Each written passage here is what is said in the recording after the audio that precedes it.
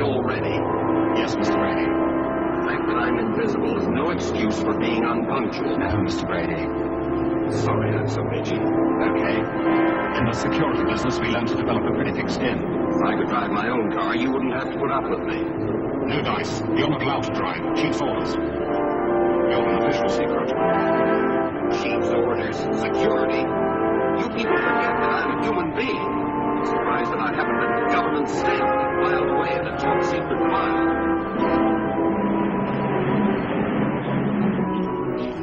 How are we doing for time? Not good. 33 minutes behind schedule. That's all right. We'll soon make that up.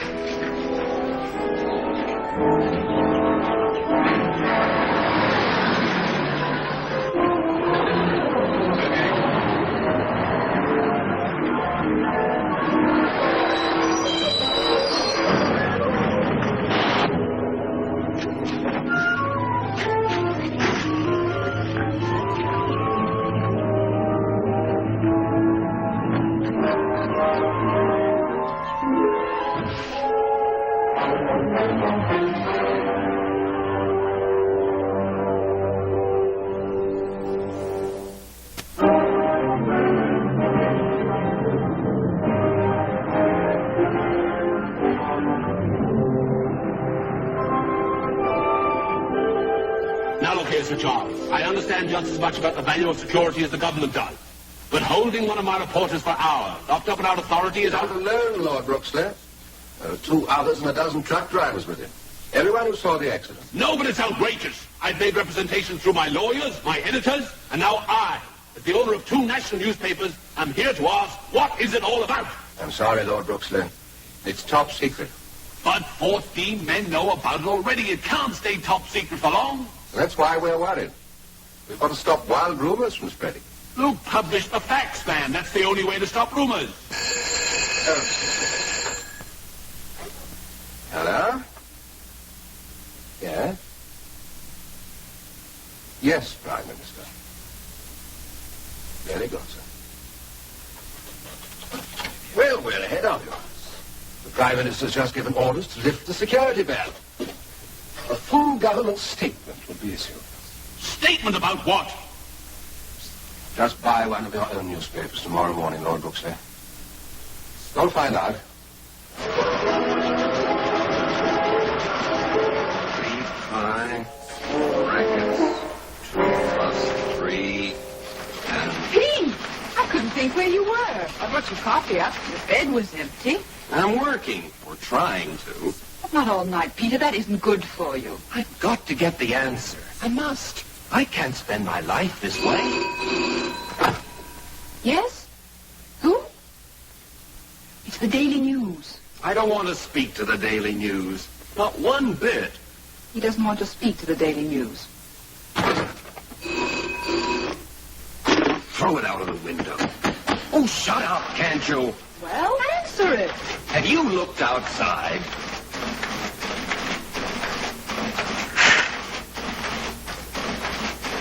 Well, for heaven's sake! It's a siege. What are we going to do? Listen, Uncle Peter's in the newspaper, all over the front page. Hey, give me that. An invisible man, new victory for science, physicist into thin air. Wouldn't you know? Well, that settles it. We barricade ourselves in. I'm too busy for this kind of nonsense. What about school? I want to go to school. None of the other girls have got an invisible uncle and in the newspapers. You'll go to school, young lady. I'll see to it, personally. And don't forget my riding lesson. Here comes, boys.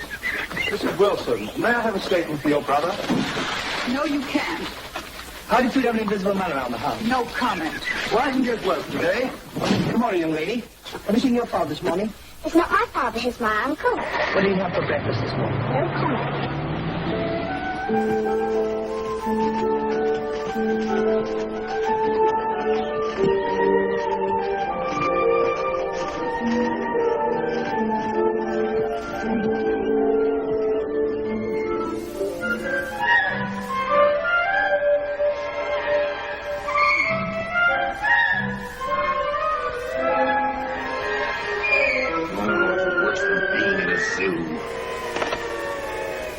Why don't you go away? You're wasting your time. Time's something we've got lots of. We've got orders to stay right here and get a picture and a statement. If you think you can take a picture of an invisible man, take it. I'm right here. Oh, maybe a statement would be better. Okay, I'm invisible. I didn't intend to be. I don't like it. Furthermore, I want to stop being invisible. Therefore, I've got a lot of work to do and no time for stunts. Good day. Hello, Dee. Did you leave Sally for a riding lesson? Yes. What are you going around looking like that for? Like what? Invisible. Everyone's been bothering me, peering through the windows, ringing the bell. I'm just about fed up with the whole thing. Oh, no. Look out, then. Peter, for heaven's sake, go and put on something over those invisible clothes. I'm sick of bumping into you all the time. Sorry, Dee. Hello. No.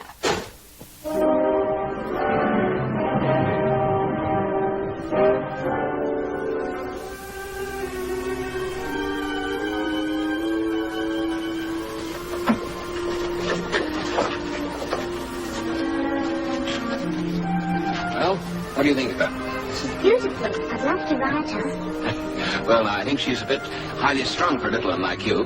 When you're older. That's what everyone says about everything. I want to do things now. You will soon enough, don't you worry. Why don't you two run along and ask Bert to let you feed the ponies? What's that? My sister's shooting rabbits, actually.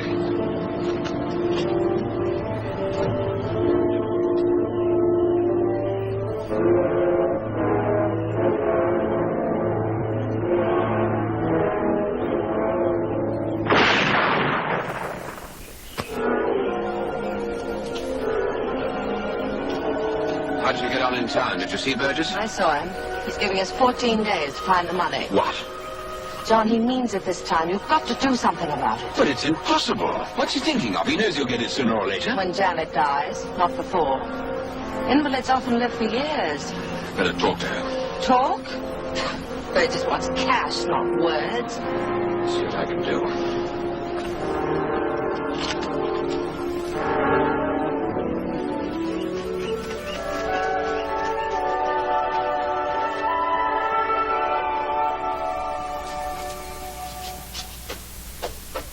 Mummy, Hello, darling. this is Linda Norton. I brought her to see Uncle Peter.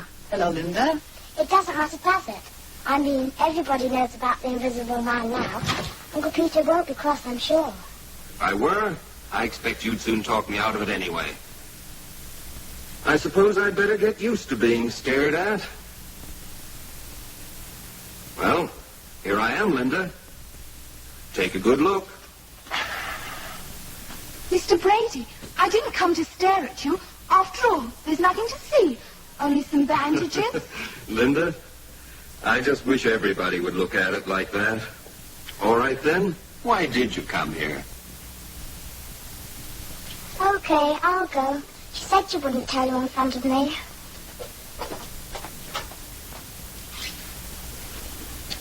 Tell us what? It's my mother. They want to kill her. I know they do. Mr. Brady, please help me, please. Well, come on and sit down. And tell us all about it. I'm sorry. It's all right. Now, what's it all about? Who wants to kill your mother? My stepfather and his sister. Now, Linda, why should they want to do a thing like that?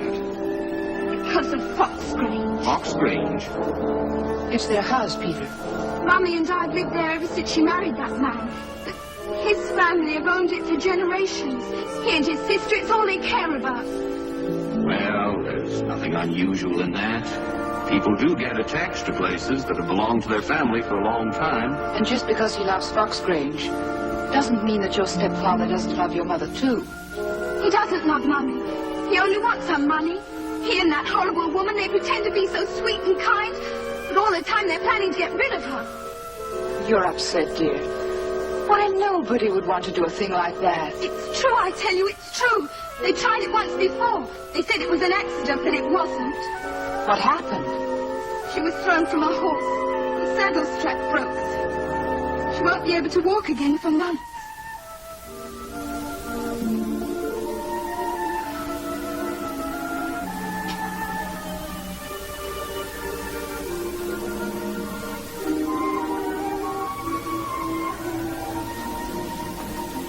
Oh, John.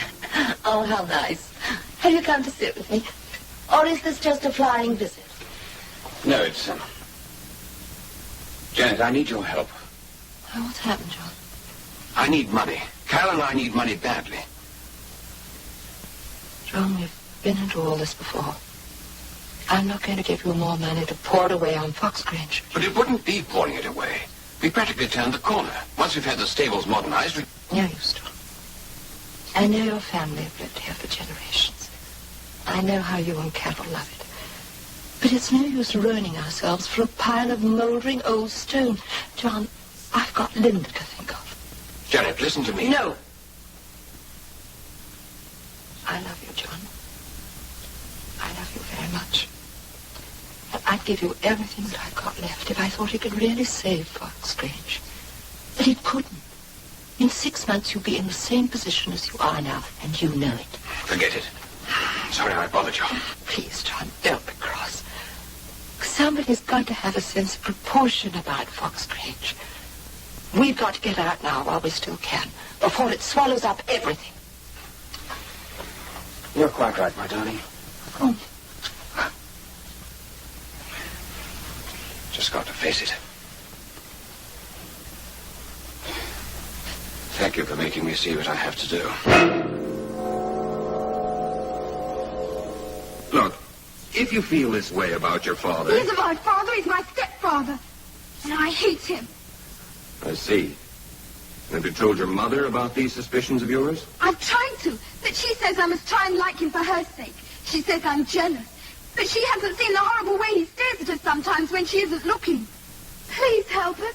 You're the only person. They're planning to do something terrible, I know. What do you want my brother to do? He could make himself invisible and come to the house and spy on them. I'm sure he'd overhear something that would... That's enough, Linda.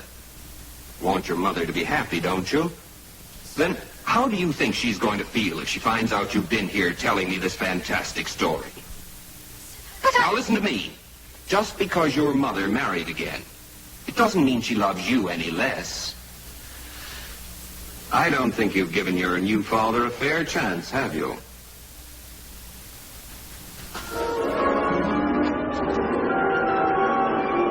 Jealousy, I'm afraid. At her age, it's difficult to share her mother with someone else.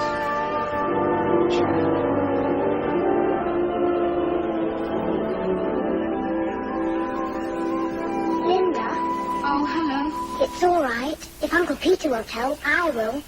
I'm coming with you. No, Sally, you mustn't. What would your mother say? I'll phone when we get there. My mother's in no danger, but yours is. I listened outside the door. I can do the same at your place. They won't suspect me. I'm too young. Please let me come. I can help. I know I can. Thank you, Sally. All right. What are you up to? Frayed handbrake cable. I fixed it. Foot brake's not so good either. Well, Not a cent. I could have told you she wouldn't. You should have got her to settle it on you when you married her. So I tried, didn't I? Lawyers wouldn't play. It's her money.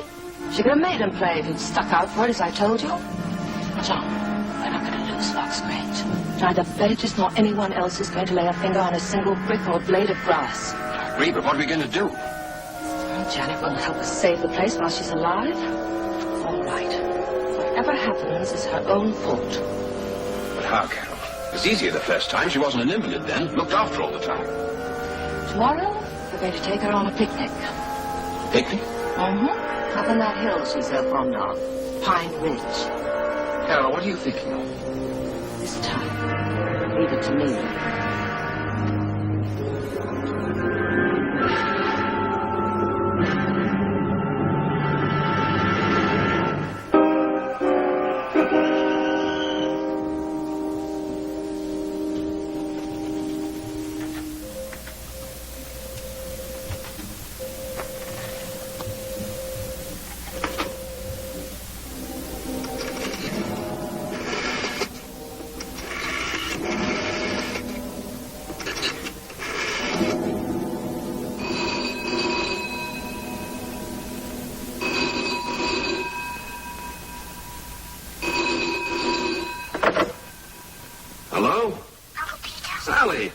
doing ringing so early in the morning? I thought I was the only one up. It's only just past 5 o'clock. I meant to ring you last night when they were all gone to bed, but I fell asleep. Uncle Peter, I've got to talk to you. I know. You want me to square with your mother for going off with Linda like that. Well, you needn't worry. Mrs. Norton phoned last night and asked if you could stay. It isn't about that. It's what Linda said about her mother. It's all true. What's that? What's true? Speak up, dear. I can't. They'll hear me. It's about Linda's mother. They're going to do something terrible to her. I heard them planning a picnic. A picnic? Now look here, Sally. Stop all this nonsense. But Uncle Peter, we need your help. I think I can hear somebody coming down the stairs.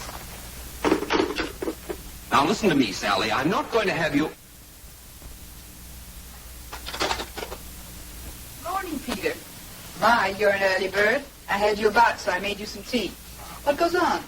It was Sally. She sounded very strange. Diane, what do you know about the Nortons? Oh, only what I've heard. Socially, they're the most influential people in the neighborhood. The family have lived in that old house for years. We breed horses. Why? I don't know, but I'm going to find out. Sally's got too much sense to be influenced by all that nonsense of Linda's. Mummy, Yes? I do wish you wouldn't go on this picnic. What's the matter with you? Why not? Something might happen. What nonsense. What could happen on a picnic? Hello, Janet. You ready for your outing? Looking forward to it. Why the unhappy face, young Linda? Oh, she thought she was going to have to stay behind. But I said that she and Sally could come with us. That's all right, isn't it, John? Well, I'm not sure there'll be room for all of us. Of course there will. We'll make room. I wanted them to come in the first place. John thought they'd have more fun at the stables. There, now. That's all settled, isn't it? Go on. Come along and fetch Sally.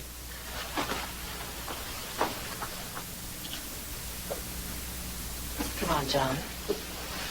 Let's get Janet out to the car. Yes, of course.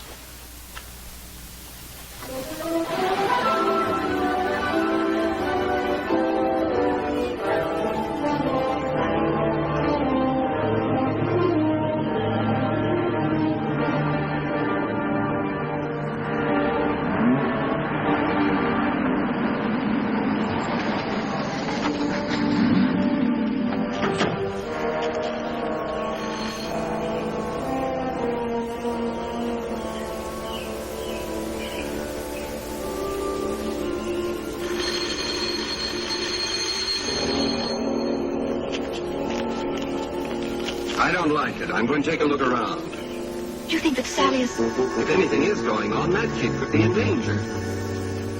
How do you mean in danger? Supposing for a moment Linda's story's true. I'm going to take a look around the stables. You stay here.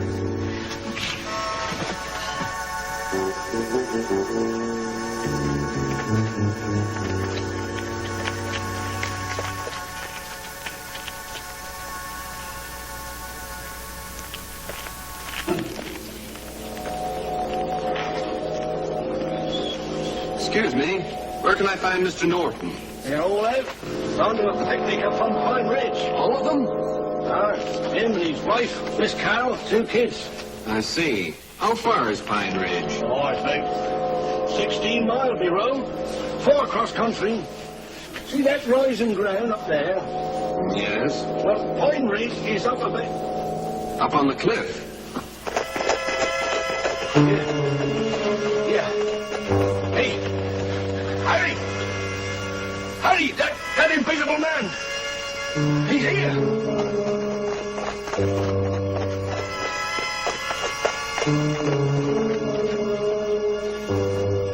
They're all up at Pine Ridge. Get there as fast as you can. I'm going cross-country. What happened?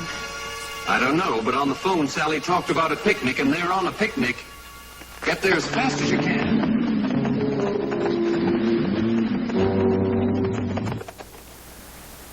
Janet, I think it'd be more comfortable if you stay in the car. Come on, kids, let's get this set out. We'll want some wood for the fire. How about you and Sally collecting some?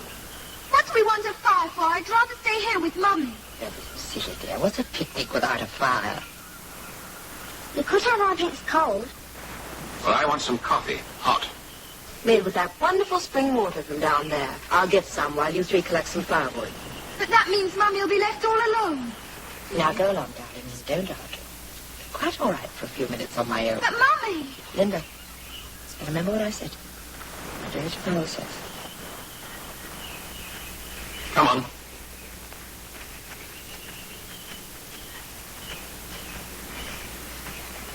Sure you're quite comfortable, Janet? I'm fine.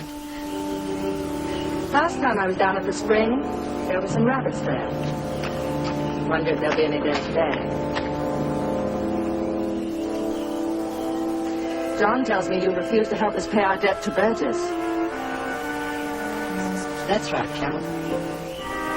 You realize this means we'll have to sell Fox Grange. I'm afraid it does. It's the last word? Yes, Carol. Very well.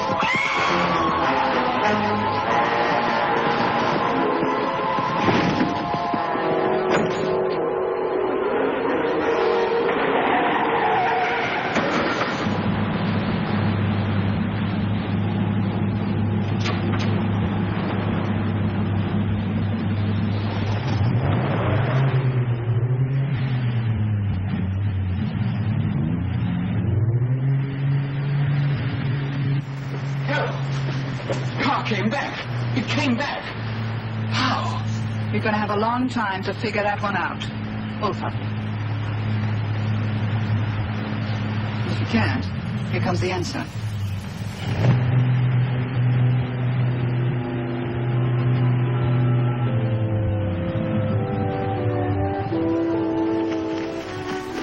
Oh, Mummy! Mummy! Uncle Peter! All right. He tried to kill you. Happened so quickly. He came. He saved you, the invisible man. He's Sally's uncle. It's really Linda who saved you. We all heard you wanted to.